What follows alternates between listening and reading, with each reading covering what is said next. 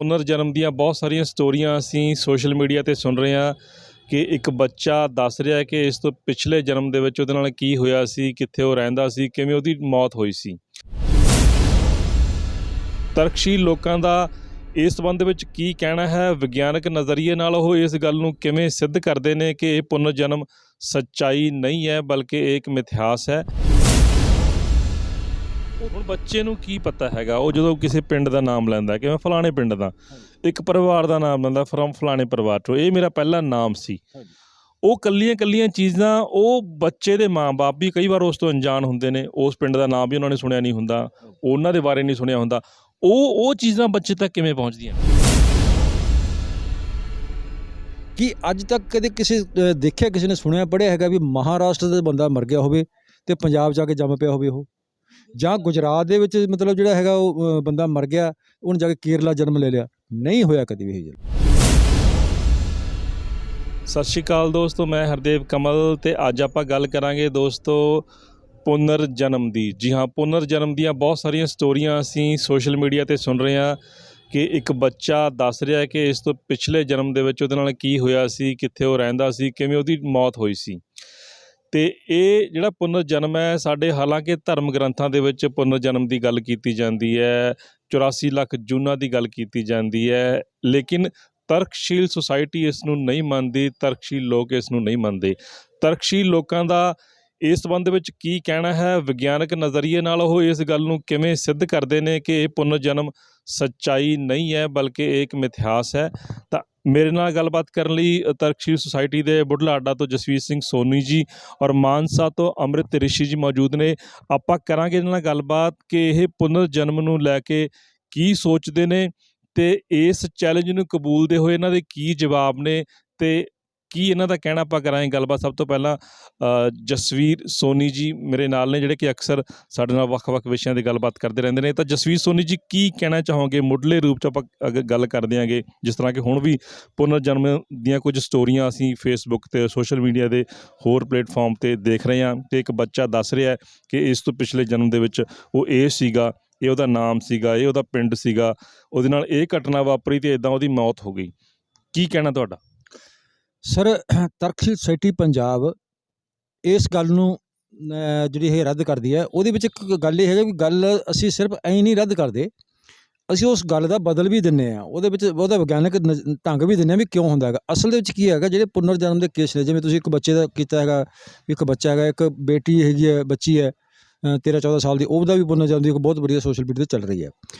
ਅਸਲ ਦੇ ਵਿੱਚ ਕੀ ਹੁੰਦਾ ਸਰ, ਜਿਹੜੀ ਪੁਨਰ ਜਨਮ ਦੀ ਕਹਾਣੀ ਹੈ, ਇੱਕ ਜਦੋਂ ਬੱਚਾ 3 ਸਾਲ ਤੋਂ ਲੈ ਕੇ 5 ਸਾਲ ਤੱਕ ਦੀ ਉਮਰ ਤੱਕ ਇਹ ਜਿਹੀਆਂ ਗੱਲਾਂ ਕਰਦਾ ਹੈਗਾ, ਉਹ ਗੱਲਾਂ ਕਰਨ ਦਾ ਕਾਰਨ ਇਹ ਕੋਈ ਰੀਕਾਰਨੀਏਸ਼ਨ ਨਾਮ ਦੀ ਇੱਕ ਬਿਮਾਰੀ ਹੈ।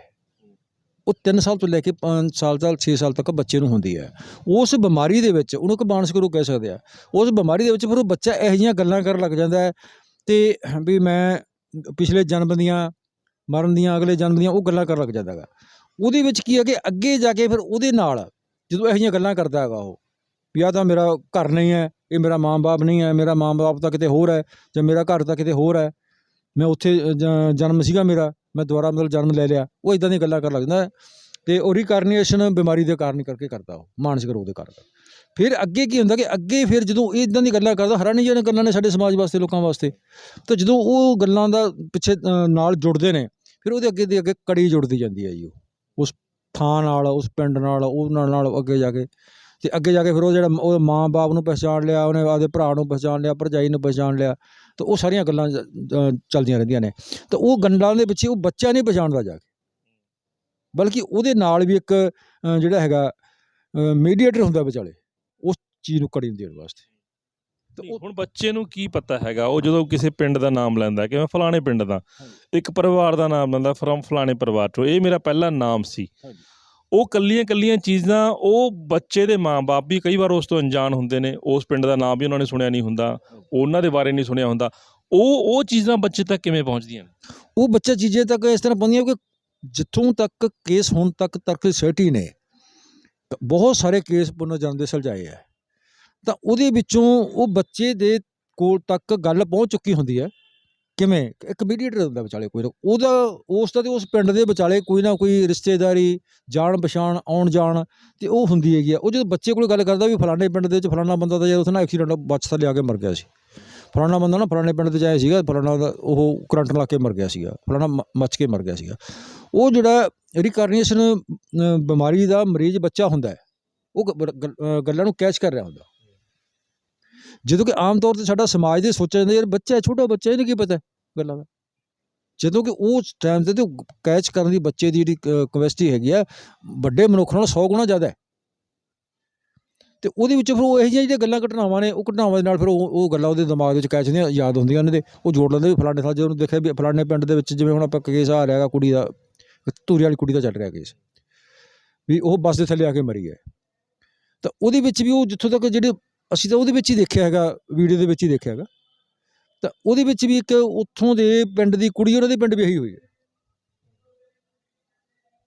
ਜਿਹਦੀ ਉਹ ਐਲਬਮ ਵਗੈਰਾ ਵੀ ਸਾਰਾ ਕੁਛ ਦਿਖਾ ਰਹੇ ਨੇ। ਉਹ ਜਾਣੀ ਇੱਦਾਂ ਦੇ ਮਤਲਬ ਸੋਰਸ ਬਣ ਜਾਂਦੇ, ਸਾਧਨ ਬਣ ਜਾਂਦੇ ਹੈਗੇ ਆ, ਅਤੇ ਅਸਲ ਦੇ ਵਿੱਚ ਉਹ ਬਿਮਾਰੀ ਦੇ ਕਾਰਨ ਹੀ ਸਾਰਾ ਕੁਛ ਕਰ ਰਿਹਾ ਹੁੰਦਾ, ਕਹਿ ਰਿਹਾ ਹੁੰਦਾ ਹੈਗਾ ਵੀ ਮੇਰਾ ਪਿਛਲਾ ਜਨਮ। ਚਲੋ ਤੁਹਾਡੀ ਗੱਲ ਮੰਨ ਲਈ ਕਿ ਉਸ ਨੂੰ ਇੱਕ ਬਿਮਾਰੀ ਹੈਗੀ ਹੈ ਉਹ ਚੀਜ਼ਾਂ, ਲੇਕਿਨ ਉਹ ਕੈਚ ਤਾਂ ਚੀਜ਼ਾਂ ਉਹ ਕਈ ਚੀਜ਼ਾਂ ਜਿਹੀਆਂ ਦੱਸਦਾ ਜਿਹੜੀਆਂ ਕਿ ਕੋਈ ਹੋਰ ਬੰਦਾ ਦੱਸ ਹੀ ਨਹੀਂ ਸਕਦਾ ਕਿ ਮੈਂ ਇਸ ਤਰ੍ਹਾਂ ਮਰਿਆ ਸੀ, ਮੈਨੂੰ ਉਸ ਨੇ ਮਾਰਿਆ ਸੀ, ਮੈਂ ਆਹ ਫਲਾਣੀ ਚੀਜ਼ ਇੱਥੇ ਰੱਖੀ ਸੀ ਜਾਂ ਇੱਥੋਂ ਚੱਕੀ ਸੀ, ਜਿਹੜੀਆਂ ਚੀਜ਼ਾਂ ਦੂਜੇ ਲਈ ਅਚੰਭਾ ਹੁੰਦੀਆਂ ਨੇ ਉਹ ਉਹਨਾਂ ਬਾਰੇ ਕੀ ਕਹਿਣਾ?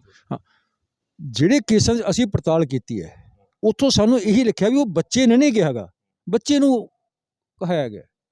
ਕਾਰਨ ਕਿਵੇਂ ਹੈ? ਮੰਨ ਲਓ ਬੱਚਾ ਹੁਣ ਜਿਵੇਂ ਕਾਹ ਕੇਸ ਆਪਾਂ ਗੱਲ ਕਰਨ ਲੱਗੇ ਜਿਹੜਾ ਹੁਣ ਇੱਥੇ ਚੱਲ ਰਿਹਾ ਹੈਗਾ, ਸ਼ਾਇਦ ਜੋਗੇ ਦਾ ਰੱਡੇ ਦਾ ਪਤਾ ਨਹੀਂ ਕਿੱਥੋਂ ਦਾ ਕੇਸ ਹੈ, ਉਹ 'ਚ ਮੈਂ ਤੁਹਾਨੂੰ ਐਗਜਾਮਪਲ ਦੇਣਾ ਹੈ ਦੋ ਕੁ ਗੱਲਾਂ ਦਾ ਵੀ ਉਹ ਕਹਿੰਦੇ ਬੱਚੇ ਨੇ ਜਿਹੜਾ ਪਿਛਲੇ ਜਨਮ ਦੇ ਸੀਗਾ ਉਹਨੇ ਬੁਲਡੋਗ ਰੱਖੇ ਹੋਏ ਸੀਗੇ, ਬੁਲਡੋਗ ਕੁੱਤੇ ਜਿਹੜੇ ਸੀਗੇ ਉਹ ਪਾਲੇ ਹੋਏ ਸੀਗੇ, ਜਾਂ ਉਹ ਜਿਪਸੀ ਚਲਾਉਂਦਾ ਹੁੰਦਾ ਸੀ। ਠੀਕ ਹੈ, ਹੁਣ ਉੱਥੇ ਇਨਵੈਸਟੀਗੇਸ਼ਨ ਕਰਨ ਵਾਲੇ ਬੰਦੇ 'ਤੇ ਡਿਪੈਂਡ ਕਰਦਾ, ਜੇ ਅਸੀਂ ਲੋਕ ਗਏ ਹੁੰਦੇ ਤਾਂ ਅਸੀਂ ਲੋਕ ਤਾਂ ਪਰਦਾ ਫਾਸ਼ ਕਰ ਦਿੰਦੇ ਹਾਂ, ਕਲੀਅਰ ਕਰ ਦਿੰਦੇ ਵੀ ਯਾਰ ਇਹਦੇ ਵਿੱਚ ਆਹ ਸੱਚਾਈ ਆਹ ਗੱਲਬਾਤ ਹੈਗੀ ਹੈ। ਹੁਣ ਉੱਥੇ ਜਦੋਂ ਬੱਚਾ ਇਕੱਠਾ ਹੋ ਗਏ, ਲੋਕ ਇਕੱਠੇ ਹੋ ਗਏ, ਹੋਰ ਇਕੱਠੇ ਹੋ ਗਏ, ਉਹਦੇ ਘਰ ਦੇ ਜਾਂ ਪਿਛਲੇ ਜਨਮ ਵਾਲੇ ਮਾਂ ਬਾਪ ਇਕੱਠੇ ਹੋ ਗਏ, ਅਤੇ ਉਹਨੇ ਕਹਿਤਾ ਪੁੱਤ ਤੇਰੇ ਯਾਦ ਹੈ ਬੁਲਡੋਗ ਹੁੰਦੇ ਸੀ ਤੇਰੇ, ਅਤੇ ਬੱਚੇ ਦੇ ਕਨਸੈਪਟ ਉਹਨਾਂ ਬੁਲਡੋਗਾਂ ਦਾ ਉਹਨੇ ਕਰ ਲਿਆ ਕੇ ਤੂੰ ਜਿਪਸੀ ਚਲਾਉਂਦਾ ਸੀ ਤੇਰੇ ਯਾਦ ਹੈ। ਫਿਰ ਇੱਕ ਚੀਜ਼ ਉਹ 'ਚ ਹੋਰ ਆਈ ਹੈ ਕਿ ਤੂੰ ਉੱਥੇ ਜਦੋਂ ਪਹਿਲਾਂ ਪਤਾ ਲੱਗਾ ਤਾਂ 15-20 ਬੁੜੀਆਂ ਖੜੀਆਂ ਕਰਤੀਆਂ, ਅਤੇ ਉਹਨੇ ਜਾ ਕੇ ਆਪਦੀ ਮੰਮੀ ਨੂੰ ਜੱਫੀ ਪਾ ਲਈ। ਹੁਣ 15 ਬੁੜੀਆਂ 'ਚ ਜਿਹਨੂੰ ਮਰਜ਼ੀ ਜੱਫੀ ਪਾ ਲੈਂਦਾ ਉਹੀ ਮੰਮੀ ਬਣ ਜਾਣੀ ਸੀ ਉਹਦੀ, ਅਤੇ ਉਸ ਪਰਿਵਾਰ ਨਾਲ ਹੀ ਉਹ ਸਾਰੀ ਕਹਾਣੀ ਜੁੜ ਜਾਣੀ ਸੀ। ਉਹ ਫਿਰ ਕਹਾਣੀ ਦਾ ਕੋਈ ਕਲਾਈਮੈਕਸ ਕੁਝ ਹੋਰ ਹੋਣਾ ਸੀਗਾ। 15-20 ਜਣਿਆਂ ਦੇ ਵਿੱਚ ਇੱਕ ਨੂੰ ਜੱਫੀ ਜਿਹਨੂੰ ਮਰਜ਼ੀ ਪਾ ਲੈਂਦਾ ਮੰਮੀ ਬਣ ਜਾਂਦਾ, ਕੀ ਮਤਲਬ ਹੋ ਗਿਆ ਇਹਦਾ? ਹੁਣ ਜਿਹੜੀ 15 ਬੁੜੀਆਂ ਉੱਥੇ ਬੈਠੀਆਂ ਨੇਗੀਆਂ, ਇੱਕ ਬੁੜੀ ਦਾ ਮੁੰਡਾ ਮਰਿਆ, ਉਹ ਉਸ ਨੂੰ ਛੱਡ ਕੇ ਦੂਸਰੀ ਜੱਫੀ ਕਿਵੇਂ ਪਾ ਲੂਗਾ? ਸਰ ਉਹਦੇ ਵਿੱਚ ਉੱਥੇ ਕਹਾਣੀ ਉਹਦੇ ਨਾਲ ਬਣ ਜਾਣੀ ਹੈ ਆਟੋਮੈਟਿਕਲੀ, ਕਿਉਂਕਿ ਉਦੋਂ ਪਹਿਲਾਂ ਉੱਥੇ ਸਾਰਾ ਕੁਛ ਗਿਆ ਹੁੰਦਾ ਹੈਗਾ, ਜਿਵੇਂ ਹੁਣ ਇਸ ਪਰਿਵਾਰ ਦੇ ਵਿੱਚ ਮੇਲ ਜੋਲ ਹੋਇਆ ਹੁੰਦਾ ਉਦੋਂ ਪਹਿਲਾਂ। ਤੁਹਾਡੇ ਕਹਿਣ ਦਾ ਭਾਵ ਹੈ ਕਿ ਇੱਕ ਮੈਡੀਏਟਰ ਹੈ ਜੋ ਕਿ ਕੰਮ ਕਰਦਾ ਹੈ ਉੱਧਰਲੀਆਂ ਸੂਚਨਾਵਾਂ ਇੱਧਰ ਅਤੇ ਇੱਧਰਲੀਆਂ ਉੱਧਰ ਕਰਨ ਦੇ ਵਿੱਚ, ਅਤੇ ਯਾਨੀ ਕਿ ਉਹ ਮੈਡੀਏਟਰ ਜਿਹੜਾ ਹੈ ਉਹ ਬੱਚੇ ਤੱਕ ਪਹੁੰਚਦਾ ਹੈ, ਉਹਦੀਆਂ ਗੱਲਾਂ ਬੱਚੇ ਤੱਕ ਪਹੁੰਚਦੀਆਂ ਨੇ, ਬੱਚੇ ਦੇ ਦਿਮਾਗ 'ਚ ਘਰ ਕਰਦੀਆਂ ਨੇ, ਬੱਚਾ ਕੈਚ ਕਰਦਾ ਅਤੇ ਉਹਨੂੰ ਲੱਗਦਾ ਕਿ ਇਹ ਮੇਰੇ ਨਾਲ ਹੋਇਆ। ਇਹ ਬਿਮਾਰੀ ਦਾ ਇਹ ਸਾਇੰਟੀਫਿਕ ਇਹ ਹੈਗੀ ਹੈ ਬਿਮਾਰੀ, ਇਹ ਵਿਗਿਆਨ ਦੇ ਵਿੱਚ ਹੈਗੀ ਹੈ? ਬਿਲਕੁਲ ਬਿਲਕੁਲ ਵਿਗਿਆਨ ਦੇ ਵਿੱਚ ਹੈਗੀ ਸਰ। ਇਹ ਪੁਨਰ ਜਨਮ ਦੇ ਕੇਸ ਇਕੱਲੇ ਭਾਰਤ ਦੇ ਵਿੱਚ ਨਹੀਂ, ਅਮਰੀਕਾ ਕੈਨੇਡਾ ਦੇ ਵਿੱਚ ਵੀ ਹੁੰਦੇ ਆ, ਪਰ ਉੱਥੇ ਇੱਥੇ ਵਾਂਗੂ ਮੰਮੀਆਂ ਡੈਡੀਆਂ ਨੂੰ ਨਹੀਂ ਪਾਲਿਆ ਜਾਂਦਾ। ਉਹਨਾਂ ਲੋਕਾਂ ਨੂੰ ਪਤਾ ਹੈ, ਉਹ ਲੋਕ ਅਵੇਅਰਨੈਸ ਨੇ, ਲੋਕ ਜਾਣਕਾਰ ਨੇ ਉਹ, ਅਤੇ ਉਹ ਕੀ ਕਰਦੇ ਨੇ ਫਿਰ ਵੀ ਜਦੋਂ ਬੱਚਾ ਇਹੋ ਜਿਹੀਆਂ ਗੱਲਾਂ ਕਰਨ ਲੱਗਦਾ ਹੈ ਵੀ ਮੇਰਾ ਤਾਂ ਇਹ ਜਨਮ ਨਹੀਂ ਹੈਗਾ, ਮੈਂ ਤਾਂ ਮਰ ਗਿਆ ਸੀਗਾ, ਮੇਰਾ ਪਿਛਲਾ ਜਨਮ ਹੈ, ਇੱਦਾਂ ਗੱਲਾਂ ਕਰਦਾ, ਤਾਂ ਉਹ ਲੋਕ ਸਮਝਦੇ ਵੀ ਹੁਣ ਸਾਡਾ ਬੱਚਾ ਰੀਕਾਰਨੀਏਸ਼ਨ ਦਾ ਮਰੀਜ਼ ਹੋ ਗਿਆ। ਠੀਕ ਹੈ, ਅਤੇ ਇਹ ਮਾਨਸਿਕ ਰੋਗੀ ਹੋਇਆ, ਫਿਰ ਉਹਨੂੰ ਲੈ ਕੇ ਡਾਕਟਰ ਕੋਲ ਜਾਂਦੇ ਆ, ਮਨੋਵਿਗਿਆਨੀ ਡਾਕਟਰ ਕੋਲ ਲੈ ਕੇ ਜਾਂਦੇ ਆ, ਨਾ ਕਿ ਉਹਦੇ ਮਾਂ ਬਾਪ ਨੂੰ ਲੱਭਣ ਜਾਂਦੇ ਆ। ਚਲੋ ਠੀਕ ਹੈ ਵੀ ਤੁਸੀਂ ਜਿਹੜੀ ਗੂਗਲ 'ਤੇ ਸਰਚ ਮਾਰ ਕੇ ਦੇਖ ਸਕਦੇ ਹੋ ਬਿਮਾਰੀ ਬਾਰੇ, ਕੱਢ ਸਕਦੇ ਹੋ, ਸਾਰਾ ਕੁਝ ਕੱਢ ਸਕਦੇ ਹੋ। ਤੁਹਾਡੀ ਗੱਲ ਮੰਨਦਾ ਇਹ ਬਿਮਾਰੀ, ਲੇਕਿਨ ਇਹ ਚਲੋ ਆਪਣੇ ਦੇਸ਼ ਦੇ ਵਿੱਚ ਤਾਂ ਚਲੋ ਗੱਲਾਂ ਹੁੰਦੀਆਂ ਨੇ, ਪੁਨਰ ਜਨਮ ਦੀਆਂ ਗੱਲਾਂ ਹੁੰਦੀਆਂ ਨੇ, ਆਪਾਂ ਕਿਸੇ ਵੀ ਧਰਮ ਸਥਾਨ 'ਤੇ ਵਗ ਜਾਈਏ ਉੱਥੇ ਗੱਲਾਂ ਹੁੰਦੀਆਂ ਨੇ ਕਿ ਜਿਹੜਾ ਇਹ ਸਾਡਾ ਮਾਨਵ ਜਨਮ ਹੈ ਇਹ ਸਾਨੂੰ 84 ਲੱਖ ਜੂਨੀਆਂ ਤੋਂ ਬਾਅਦ ਮਿਲਿਆ। ਇੱਥੇ ਜੂਨਾਂ ਦੀ ਗੱਲ ਹੁੰਦੀ ਹੈ, ਥਾਂ ਥਾਂ 'ਤੇ ਹੁੰਦੀ ਹੈ, ਹਰ ਰੋਜ਼ ਹੁੰਦੀ ਹੈ, ਅਸੀਂ ਕਥਾ ਕਹਾਣੀਆਂ ਸੁਣਦੇ ਹਾਂ, ਲੇਕਿਨ ਫੋਰਨ ਦੇ ਵਿੱਚ ਬਾਹਰ ਦੀ ਅਸੀਂ ਗੱਲ ਕਰ ਰਹੇ ਹਾਂ ਉੱਥੇ ਵੀ ਹੁੰਦਾ, ਲੇਕਿਨ ਉੱਥੇ ਤਾਂ ਕੋਈ ਗੱਲ ਹੀ ਨਹੀਂ ਕਰਦਾ, ਨਾ ਕੋਈ ਜੂਨਾਂ ਦੀ ਗੱਲ ਕਰਦਾ, ਨਾ ਕੋਈ ਪੁਨਰ ਜਨਮ ਦੀ ਗੱਲ ਕਰਦਾ। ਫਿਰ ਉੱਥੋਂ ਦੇ ਬੱਚਿਆਂ 'ਚ ਇਹ ਗੱਲ ਕਿਵੇਂ, ਬੱਚਾ ਕਿਵੇਂ ਕਹਿ ਸਕਦਾ ਕਿ ਮੇਰਾ ਪੁਨਰ ਜਨਮ ਹੋਇਆ, ਔਰ ਉਹ ਵੀ ਉਨਾ ਛੋਟਾ ਬੱਚਾ ਜਿਹੜਾ ਕਿ ਹਾਲੇ ਸਕੂਲ ਵੀ ਨਹੀਂ ਗਿਆ ਹੈਗਾ? ਨਹੀਂ, ਉਹ ਤਾਂ ਉਸ ਬਿਮਾਰੀ ਦੇ ਕਾਰਨ ਕਹੂਗਾ ਨਾ ਸਰ, ਕਿਉਂਕਿ ਉਹ ਬਿਮਾਰੀ ਦੇ ਵਿੱਚ ਇਹ ਚੀਜ਼ਾਂ ਹੀ ਉਹਦੇ ਦਿਮਾਗ ਦੇ ਵਿੱਚ ਇਹਨੇ ਕਨਸੈਪਟ ਕਰਨੀਆਂ ਲੈ ਕੇ। ਬਿਮਾਰੀ 'ਚ ਹੈ ਲੇਕਿਨ ਬੱਚਾ ਉਹ ਸ਼ਬਦ ਤਾਂ ਬੱਚਾ ਆਪਣੇ ਆਸ-ਪਾਸ ਤੋਂ ਗ੍ਰਹਿਣ ਕਰਦਾ ਨਾ, ਜਾਂ ਸਕੂਲ 'ਚੋਂ ਗ੍ਰਹਿਣ ਕਰੂਗਾ ਜਾਂ ਆਪਣੇ ਆਸ-ਪਾਸ ਤੋਂ ਜਾਂ ਗ੍ਰਹਿਣ ਕਰੂਗਾ। ਜਿਹੜੇ ਸ਼ਬਦ ਬੱਚੇ ਨੇ ਆਪਣੇ ਆਸ-ਪਾਸ ਤੋਂ ਸੁਣੇ ਹੀ ਨਹੀਂ ਹੈਗੇ, ਸਕੂਲ 'ਚ ਵੀ ਨਹੀਂ ਸੁਣੇ ਹੈਗੇ, ਉਹਦੇ ਦਿਮਾਗ 'ਚ ਕਿਵੇਂ ਪਹੁੰਚ ਉਹਦੇ ਕੋਲੇ ਪਹੁੰਚਦੇ ਆ ਸਰ। ਉਹ ਜਿਵੇਂ ਆਪਾਂ ਪਹਿਲਾਂ ਕੀਤਾ ਵੀ ਕਿਸੇ ਅੰਮ੍ਰਿਤ ਰਿਸ਼ੀ ਜੀ ਤੁਸੀਂ ਕੁਝ ਕਹਿਣਾ? ਸਰ ਅਸਲ ਦੇ ਵਿੱਚ ਕੀ ਹੁੰਦਾ, ਇਹ ਜਿਹੜੀ ਬਿਮਾਰੀ ਆ ਨਾ, ਇਹਦੇ ਵਿੱਚ ਇਸ ਤਰ੍ਹਾਂ ਹੁੰਦਾ, ਵਿਅਕਤੀ ਇਸ ਤਰ੍ਹਾਂ ਮਹਿਸੂਸ ਕਰਦਾ ਗਾ ਵੀ ਮੇਰਾ ਪਿੰਡ ਇਹ ਨਹੀਂ ਸੀ, ਕੋਈ ਹੋਰ ਸੀ, ਮੇਰੇ ਮਾਪਿਓ ਇਹ ਨਹੀਂ ਸੀ, ਕੋਈ ਹੋਰ ਨੇ। ਮਤਲਬ ਉਹ ਇਸ ਤਰ੍ਹਾਂ ਜੇ ਮਹਿਸੂਸ ਹੁੰਦਾ ਗਾ ਵੀ ਜਿਵੇਂ ਆਪਦੇ ਮੰਮੀ ਪਾਪਾ ਨੂੰ ਕਹਿਣਾ ਵੀ ਤੂੰ ਮੇਰੀ ਮੰਮੀ ਨਹੀਂ, ਮੇਰੀ ਮੰਮੀ ਤਾਂ ਕੋਈ ਹੋਰ ਹੈ, ਨਾ ਮੇਰਾ ਡੈਡੀ ਤੂੰ ਨਹੀਂ, ਮੇਰਾ ਭਾਈ ਤਾਂ ਕੋਈ ਹੋਰ ਸੀ। ਮਤਲਬ ਉਹਨੂੰ ਇਸ ਤਰ੍ਹਾਂ ਮਹਿਸੂਸ ਹੁੰਦਾ ਗਾ। ਸਾਡੇ ਸਮਾਜ ਦੇ ਵਿੱਚ ਇਹ ਕਨਸੈਪਟ ਸਾਡੇ ਲੋਕਾਂ ਦੇ ਦਿਮਾਗਾਂ 'ਚ ਘਰ ਕਰੀ ਬੈਠਾ, ਉਹ ਇਸ ਨੂੰ ਪੁਨਰ ਜਨਮ ਨਾਲ ਜੋੜ ਦਿੰਦੇ ਨੇ, ਔਰ ਉਸ ਸਮਾਜ ਦੇ ਦਿਮਾਗ 'ਚ ਇਹ ਕਨਸੈਪਟ ਹੈ ਨਹੀਂ। ਯਾਨੀ ਕਿ ਬੱਚਾ ਨਹੀਂ ਇਹ ਕਹਿੰਦਾ ਕਿ ਮੇਰਾ ਪੁਨਰ ਜਨਮ ਹੋਇਆ ਹੈ, ਬੱਚਾ ਸਿਰਫ ਇਹ ਕਹਿੰਦਾ ਵੀ ਤੂੰ ਮੇਰੀ ਮਾਂ ਨਹੀਂ, ਮੇਰੀ ਮਾਂ ਕੋਈ ਹੋਰ ਹੈ। ਉਹਦੇ ਦਿਮਾਗ 'ਚ ਇਹ ਮਾਂ-ਬਾਪ ਦੇ ਦਿਮਾਗ 'ਚ ਕੋਈ ਨਾ ਕੋਈ ਗੱਲ ਆ ਜਾਂਦੀ ਵੀ ਸ਼ਾਇਦ ਇਹ ਪੁਨਰ ਜਨਮ ਹੋਇਆ। ਪੁਨਰ ਜਨਮ ਹੋਇਆ। ਜਿਹੜੀ ਗੱਲ ਤੁਸੀਂ ਪਹਿਲਾਂ ਕਹੀ ਸੀ ਵੀ ਤਰਕਸ਼ੀਲ ਨਹੀਂ ਮੰਨਦੇ, ਮੈਨੂੰ ਲੱਗਦਾ ਵੀ ਅਸਲ ਵਿੱਚ ਗੱਲ ਇਹ ਨਹੀਂ, ਮੈਂ ਕੋਈ ਵੀ ਵਿਅਕਤੀ ਜਿਹੜਾ ਤਰਕ ਨਾਲ ਗੱਲ ਕਰਦਾ, ਕੋਈ ਵੀ ਨਹੀਂ ਇਸ ਗੱਲ ਨੂੰ ਮੰਨੇਗਾ।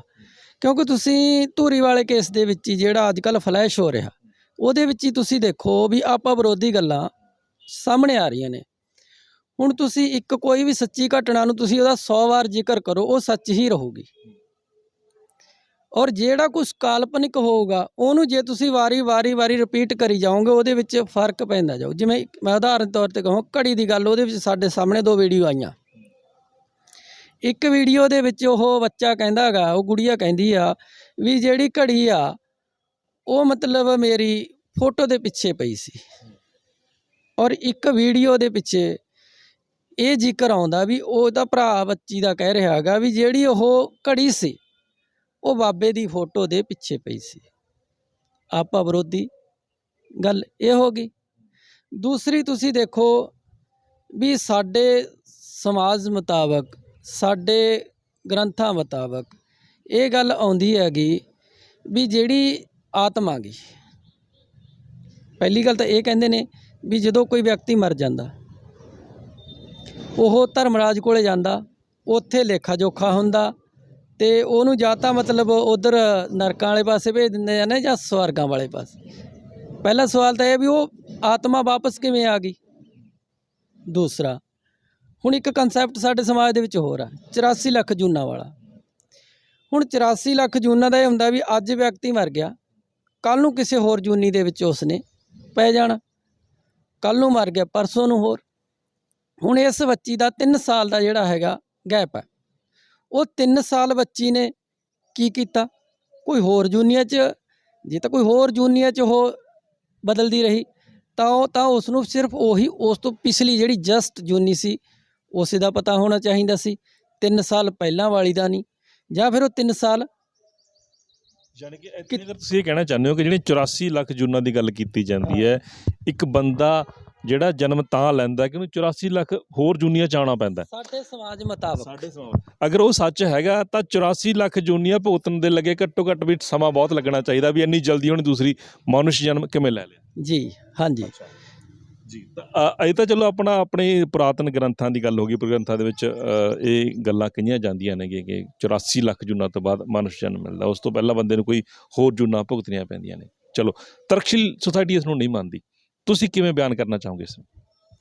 ਦੇਖੋ, ਤਰਕਸ਼ੀਲ ਸੁਸਾਇਟੀ 84, ਦੇਖੋ ਤੁਸੀਂ ਜੇ ਵਿਗਿਆਨ ਦੇ ਹਿਸਾਬ ਨਾਲ ਦੇਖੋਗੇ, ਜੇ ਜੂਨ ਇਹ ਕਹਿੰਦੇ ਨੇ ਵੀ ਇੱਕ ਜੀਵ ਦੂਸਰਾ ਜੀਵ ਹੈ ਨਾ, ਔਰ ਇਸ ਦੇ ਹਿਸਾਬ ਨਾਲ ਤਾਂ ਇਹ ਅਰਬਾਂ ਖਰਬਾਂ ਜੂਨਾਂ ਹੋ ਜਾਂਦੀਆਂ। ਦੇਖੋ ਉਸ ਸਮੇਂ ਦਾ ਇਹ ਉਸ ਸਮੇਂ ਦੀ ਜਾਣਕਾਰੀ ਸੀ ਇਹ, ਪਰ ਅਜੋਕੇ ਦੌਰ ਦੇ ਵਿੱਚ ਉਹ ਸਭ ਕੁਛ ਸਹੀ ਨਹੀਂ ਹੈਗਾ। ਔਰ ਜੂਨਾਂ ਦਾ ਜਿਹੜਾ ਚੱਕਰ ਆ, ਇਹ ਤਾਂ ਸਿਰਫ ਇੱਕ ਸਾਡੇ ਪੁਜਾਰੀ ਵਰਗ ਨੇ। ਦੇਖੋ ਅਸੀਂ ਨਹੀਂ ਕਹਿੰਦੇ ਹੈਗੇ ਵੀ ਕੋਈ ਧਰਮ ਮਾੜਾ ਹੁੰਦਾ, ਅਸਲ ਦੇ ਵਿੱਚ ਧਰਮਾਂ ਦੇ ਜਿਹੜੇ ਠੇਕੇਦਾਰ ਨੇ ਉਹ ਧਰਮਾਂ ਨੂੰ ਆਪਦੇ ਨਿੱਜੀ ਹਿੱਤਾਂ ਵਾਸਤੇ ਜਦੋਂ ਵਰਤਣ ਲੱਗ ਜਾਂਦੇ ਨੇ, ਉਹਦੇ ਵਿੱਚ ਇੱਕ ਪੁਜਾਰੀ ਵਰਗ ਪੈਦਾ ਹੋ ਗਿਆ। ਔਰ ਉਹ ਪੁਜਾਰੀ ਵਰਗ ਨੇ ਲੋਕਾਂ ਨੂੰ ਗੁੰਮਰਾਹ ਕਰਕੇ ਆਪਦਾ ਮਤਲਬ ਕਹਿ ਲਓ ਠੱਗਾ ਚਲਾਉਣ ਵਾਸਤੇ ਇਹ ਇਸ ਤਰ੍ਹਾਂ ਦਾ ਸਾਰਾ ਕੁਛ ਸਿਰਜ ਦਿੱਤਾ। ਔਰ ਜਦੋਂ ਅਸੀਂ ਹੁਣ ਪੁਨਰ ਜਨਮ ਦੇ ਅਸੀਂ ਸੈਂਕੜੇ ਕੇਸ ਹੱਲ ਕੀਤੇ ਨੇ, ਕਦੇ ਵੀ ਮਤਲਬ ਇਸ ਤਰ੍ਹਾਂ ਦਾ ਕੇਸ ਨਹੀਂ ਹੈ ਜਿਹੜਾ ਸੱਚ ਸਾਬਤ ਹੁੰਦਾ ਹੋਵੇ। 5-7 ਸਵਾਲਾਂ ਤੋਂ ਬਾਅਦ 5-7 ਸਵਾਲ ਹੁੰਦੇ ਨੇ ਜਿਹੜੇ ਉਹ ਰਟੇ ਰਟਾਏ ਹੁੰਦੇ ਨੇ ਜਾਂ ਆਲੇ ਦੁਆਲੇ ਦੀ ਜਾਣਕਾਰੀ ਤੋਂ ਬੱਚੇ ਨੇ ਪ੍ਰਾਪਤ ਕੀਤੇ ਹੁੰਦੇ ਨੇ। 5-7 ਸਵਾਲਾਂ ਤੋਂ ਬਾਅਦ ਜਦੋਂ ਅਗਲੇ ਸਵਾਲ ਆਉਂਦੇ ਨੇਗੇ ਤਾਂ ਉੱਥੇ ਬੱਚਾ ਜਿਹੜਾ ਬਿਲਕੁਲ ਫੇਲ ਹੋ ਜਾਂਦਾ ਗਾ। ਔਰ ਇਸ ਕਰਕੇ ਅਸੀਂ ਇਹ ਨਹੀਂ ਕਹਿੰਦੇ ਹੈਗੇ ਵੀ ਅਸੀਂ ਨਹੀਂ ਮੰਨਦੇ ਜੀ, ਇਸ ਕਰਕੇ ਨਹੀਂ ਕਹਿੰਦੇ, ਅਸੀਂ ਇਸ ਕਰਕੇ ਕਹਿੰਦੇ ਵੀ ਅਸੀਂ ਇਸ ਤਰ੍ਹਾਂ ਦੇ ਕੇਸ ਵੇਖੇ ਨੇ, ਅਸੀਂ ਇਸ ਤਰ੍ਹਾਂ ਦੇ ਕੇਸ ਹੱਲ ਕੀਤੇ ਨੇ ਔਰ ਜਿਹੜੇ ਸਾਰੇ ਇਹ ਨਿਕਲੇ ਉਹਨਾਂ 'ਚ ਸੱਚਾਈ ਕੋਈ ਨਹੀਂ ਸੀ।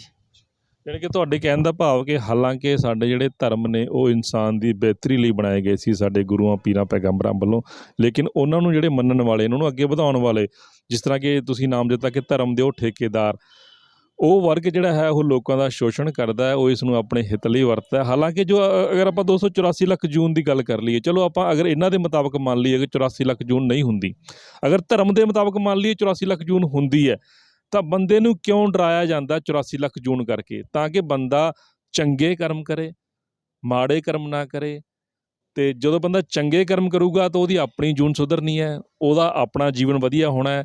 ਤਾਂ ਇਹ ਇੱਕ ਬੰਦੇ ਦੀ ਜੀਵਨ ਜਾਂਚ ਨੂੰ ਵਧੀਆ ਕਰਨ ਲਈ ਸ਼ਾਇਦ ਸਾਡੇ ਜਿਹੜੇ ਧਰਮ ਗੁਰੂ ਸੀ ਉਹਨਾਂ ਨੇ ਇਹ ਡਰ ਇਨਸਾਨ ਦੇ ਦਿਮਾਗ 'ਚ ਪੈਦਾ ਕੀਤਾ ਕਿ ਜਿਹੜਾ 84 ਲੱਖ ਜੂਨਾਂ ਦਾ ਗੇੜ ਇਹ ਬਹੁਤ ਲੰਬਾ ਹੁੰਦਾ ਹੈ, ਤਾਂ ਕਿ ਬੰਦਾ ਜਿਹੜਾ ਡਰ ਜਾਏ, ਡਰ ਦੇ ਕਾਰਨ ਉਹ ਰੱਬ ਨੂੰ ਸਮਝੇ ਔਰ ਜੋ ਗਲਤੀਆਂ ਨਾ ਕਰੇ ਔਰ ਚੰਗਾ ਜੀਵਨ ਬਤੀਤ ਕਰੇ, ਸਮਾਜ ਲਈ ਵੀ ਉਹ ਚੰਗਾ ਸਾਬਤ ਹੋਵੇ। ਤਾਂ ਅੰਮ੍ਰਿਤ ਰਿਸ਼ੀ ਜੀ, ਪੁਨਰ ਜਨਮ 'ਤੇ ਦੁਬਾਰਾ ਫੇਰ ਆਉਂਦੇ ਹਾਂ। ਫਿਰ ਵੀ ਮਤਲਬ ਬਹੁਤ ਸਾਰੀਆਂ ਗੱਲਾਂ ਜਿਹੀਆਂ ਹੋ ਜਾਂਦੀਆਂ ਨੇ, ਮਤਲਬ ਜਿਸ ਤਰ੍ਹਾਂ ਕਿ ਜਸਵੀਰ ਸੋਨੀ ਜੀ ਨੇ ਕਿਹਾ ਕਿ ਇੱਕ ਲੜੀ ਜੁੜਦੀ ਹੈ, ਇੱਕ ਸੂਤਰਧਾਰ ਹੁੰਦਾ ਹੈ, ਦੋਨਾਂ ਪਿੰਡਾਂ ਦੇ ਵਿੱਚ ਇੱਕ ਸੂਤਰਧਾਰ ਜ਼ਰੂਰ ਹੁੰਦਾ ਹੈ। ਕੋਈ ਅਜਿਹੀ ਕਹਾਣੀ ਵੀ ਤੁਸੀਂ ਹੱਲ ਕੀਤੀ ਹੈ ਜਿਸ 'ਚ ਕੋਈ ਸੂਤਰਧਾਰ ਨਾ ਹੋਵੇ? ਸਰ, ਕਈ ਤਰ੍ਹਾਂ ਦੇ ਕਾਰਨ ਹੁੰਦੇ ਨੇ, ਹਰ ਗੱਲ ਪਿੱਛੇ ਇੱਕ ਕਾਰਨ ਨਹੀਂ, ਕਈ ਕਾਰਨ ਕੰਮ ਕਰਦੇ ਹੁੰਦੇ ਨੇ। ਕਈ ਥਾਂ ਦੇ ਉੱਤੇ ਅਜਿਹਾ ਵੀ ਆਇਆ ਵੀ ਬੱਚੇ ਨੇ ਸੁਣੀਆਂ ਸੁਣਾਈਆਂ ਗੱਲਾਂ ਉਹਦੇ ਤੇ ਜ਼ਿਹਨ ਦੇ ਵਿੱਚ ਪਈਆਂ ਸੀ ਔਰ ਉਸਨੇ ਉਸ ਕਹਾਣੀ ਦਾ ਹਿੱਸਾ ਬਣਾ ਲਿਆ। ਔਰ ਜਦੋਂ ਇਹ ਉਸ ਕਹਾਣੀ ਦਾ ਹਿੱਸਾ ਬਣ ਗਈਆਂ ਤਾਂ ਸਾਡੇ ਸਮਾਜ ਦੇ ਦਿਮਾਗ ਦੇ ਵਿੱਚ ਵੀ, ਸਾਡੇ ਆਲੇ ਦੁਆਲੇ ਦਿਮਾਗ ਦੇ ਵਿੱਚ ਵੀ ਇਹ ਕਨਸੈਪਟ ਬੈਠਾ ਗਾ। ਫਿਰ ਉਹ ਖੁਦ ਅੰਕਲਨ ਕਰਨ ਲੱਗ ਜਾਂਦੇ ਨੇ। ਕਈ ਵਾਰ ਕੀ ਹੁੰਦਾ ਗਾ ਵੀ ਸਾਡੀ ਰਿਸ਼ਤੇਦਾਰੀ 'ਚ ਕੋਈ ਮਤਲਬ ਆਇਆ, ਉਹਨਾਂ ਦੇ ਆਲੇ ਦੁਆਲੇ ਅਜਿਹੀ ਘਟਨਾ ਵਾਪਰ ਗਈ, ਉਹ ਬੱਚਿਆਂ ਸਾਹਮਣੇ ਕਰੀ ਜਾ ਰਿਹਾ ਔਰ ਉਸ ਸੁਣਨ ਵਾਲੇ ਬੱਚਿਆਂ ਦੇ ਵਿੱਚੋਂ ਕਿਸੇ ਬੱਚੇ ਉਹ ਬਿਮਾਰੀ ਦਾ ਸ਼ਿਕਾਰ ਹੋ ਗਿਆ ਤਾਂ ਉਹਦੇ ਦਿਮਾਗ 'ਚ ਇਹ ਕਨਸੈਪਟ ਬੈਠ ਗਿਆ, ਉਹ ਗੱਲਾਂ ਕਰਨ ਲੱਗ ਗਿਆ। ਤਾਂ ਉੱਥੋਂ ਕੀ ਆ, ਉਹ ਜਿਹੜਾ ਸੂਤਰਧਾਰ ਬਣਦਾ ਗਾ ਉਹਦੇ ਕੋਲੇ ਪਹੁੰਚ ਗਈ ਵੀ ਹਾਂ ਇਹ ਤਾਂ ਸਰ ਸਾਡੇ ਹੋਈ ਹੈ ਇਸ ਤਰ੍ਹਾਂ ਦੀ ਗੱਲ। ਔਰ ਉਸ ਤੋਂ ਬਾਅਦ ਕੜੀ ਜੁੜਦੀ ਉਹ ਇੱਕ, ਕਿਉਂਕਿ ਸਾਡੇ ਜਿਹੜਾ ਸਮਾਜ ਦਾ ਨਜ਼ਰੀਆ ਉਹ ਵਿਗਿਆਨਕ ਨਹੀਂ ਹੈਗਾ। ਜੇ ਤਾਂ ਮੈਂ ਜਿਵੇਂ ਤੁਹਾਨੂੰ ਹੁਣੇ 2 ਉਦਾਹਰਨ ਦਿੱਤੀਆਂ ਨੇ, ਜਦੋਂ ਤੁਸੀਂ ਉਹਦੀ ਇਨਵੈਸਟੀਗੇਸ਼ਨ ਕਰਦੇ ਹੋ, ਜੇ ਤਾਂ ਤੁਹਾਡਾ ਨਜ਼ਰੀਆ ਵਿਗਿਆਨਕ ਹੈ ਤਾਂ ਉਹਦੇ ਉਹੋ ਜਿਹੇ ਸਿੱਟੇ ਨਿਕਲਣਗੇ। ਜੇ ਤੁਹਾਡੇ ਦਿਮਾਗ ਦੇ ਵਿੱਚ ਪਹਿਲਾਂ ਹੀ ਇਹ ਗੱਲ ਘਰ ਕਰੀ ਬੈਠੀ ਹੈ ਵੀ ਹਾਂ ਇਸ ਤਰ੍ਹਾਂ ਹੁੰਦਾ ਜੀ, ਤਾਂ ਫਿਰ ਤੁਹਾਡੀ ਬੁੱਧੀ ਉਸ ਦਿਸ਼ਾ ਵੱਲ ਵੱਧ ਕੰਮ ਕਰੂਗੀ। ਮੈਂ ਇੱਥੇ ਇੱਕ ਇਹਨਾਂ ਦੀ ਗੱਲ ਨੂੰ ਅੱਗੇ ਵਧਾਉਂਦੇ ਹੋਏ ਮੈਂ ਤੁਹਾਨੂੰ ਹੋਰ ਦੱਸਣਾ ਚਾਹੁੰਦਾ ਕਿ ਜਿਹੜਾ ਪੁਨਰ ਜਨਮ ਦੇ ਕੇਸ ਹੈ ਸਰ, ਉਹ ਕਿੱਥੇ ਹੁੰਦੇ ਨੇ?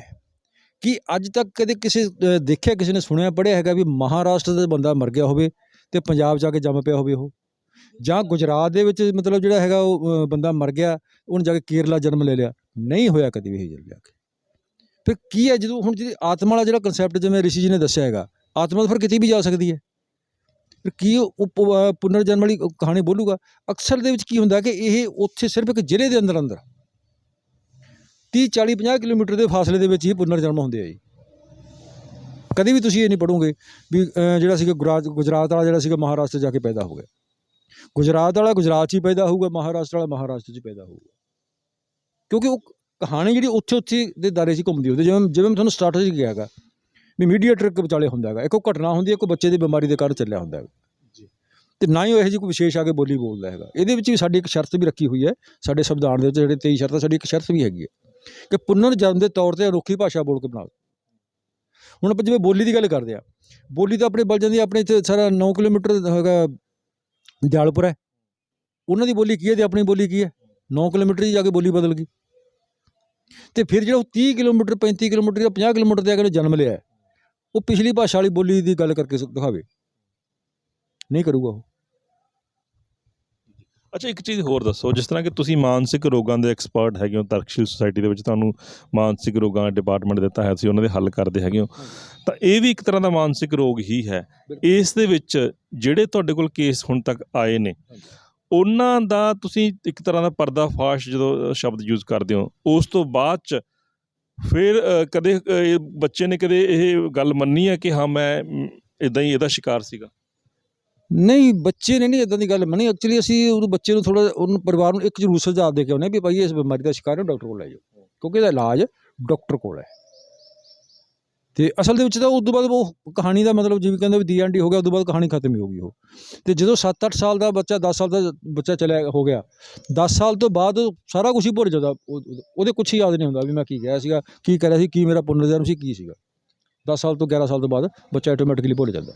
ਪਰ ਉਹਦੇ ਵਿੱਚ ਅਸੀਂ ਇੱਕ ਗੱਲ ਕਹਿਣੀ ਚਾਹਾਂਗੇ ਤੁਹਾਡੇ ਚੈਨਲ ਰਾਹੀਂ ਕਿ ਜਿਹੜੀ ਇਹ ਬਿਮਾਰੀ ਹੈ, ਜੇ ਤੁਹਾਡਾ ਬੱਚਾ ਇਹੋ ਜਿਹਾ ਕੁਛ ਕਰਦਾ ਹੈ, ਉਹ 5-4 ਸਾਲਾਂ ਵਿੱਚ ਹੋ ਜਾਊਗਾ। ਚਲੋ ਥੋੜ੍ਹਾ ਘੁੰਮ ਘੁਮਾ ਕੇ ਸਾਰਾ ਕੁਛ ਪਰਿਵਾਰਾਂ ਦੇ ਮੇਲ ਹੋ ਗਏ, ਹੋਰ ਹੋ ਗਏ, ਬਹੁਤ ਕੁਛ ਬਣ ਗਿਆ। ਇਹ ਬਣਨ ਤੋਂ ਬਾਅਦ 10 ਸਾਲਾਂ ਬਾਅਦ ਤੁਹਾਡਾ ਬੱਚਾ ਠੀਕ ਹੋ ਜਾਊਗਾ, 10 ਸਾਲ ਦੀ ਉਮਰ ਤੋਂ ਜਾਂਦਾ।